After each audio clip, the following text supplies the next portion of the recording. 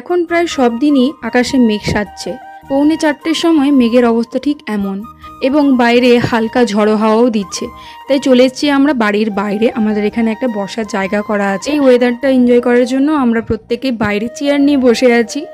আর সাথে দেখছি কুকুরগুলোও চলে এসছে এখানে আমাদের সাথে ওয়েদার এনজয় করতে। এই কুকুরগুলো আবার আমার বরের পোষ্য, তাই এদেরকে কিছু বলাও যাবে না। আজ বৃষ্টিটা বেশ ভালোই হয়েছে, অনেকক্ষণ ধরেই বৃষ্টি হচ্ছে। আর এখানে দেখো আমাদের এখানে কেমন জল জমে গেছে, আর রাস্তার এখানে আমাদের বাড়ির একদম উঠোনে জল উঠে গেছে। তো যাই হোক, আজকে একটা স্পেশাল রেসিপি বানাবো। এটা হচ্ছে পিউলির ডাল। তো পিউলির ডাল আগে থেকে ভিজিয়ে দিয়েছি। আজ দই বড়া বানাবো বলে আগে থেকেই চাটনিটা প্রিপেয়ার করে রেখেছিলাম। তো এখানে পিউলির ডালটা অনেকক্ষণ ধরে ভিজিয়ে রেখেছিলাম, আর এরম গজা গজা হয়ে ফুলে উঠেছে। তো চলো তোমাদের সাথে আজকে দই বড়া বানানোর রেসিপিটা শেয়ার করি। এখানে বিউলির ডালের সাথে 2টো লঙ্কা আর হচ্ছে একটু নুন আর আদা ভালো করে পেস্ট করে নিই। তোমরা চাইলে একটু জলও অ্যাড করতে পারো যাতে ব্যাটারটা স্মুথ হয়।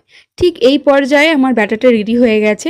এবারে একটা হ্যান্ড ব্লেন্ডার দিয়ে ভালো করে এটাকে মিক্স করব যতক্ষণ না অবধি একটু ফ্লাপিনেস চলে আসে।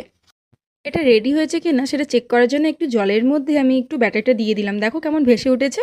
তো একদম ব্যাটার একদম রেডি হয়ে গেছে। তাও একবার ফাইনাল আমি মিক্স করে দিচ্ছি। এখানে কড়াতে তেল গরম হয়ে গেলে আমি আস্তে আস্তে ব্যাটারগুলোকে এরমভাবে বড়ার মতন ভেজে নিচ্ছি। এখানে দেখো কত সুন্দর একটা গোল্ডেন ব্রাউন কালার এসছে।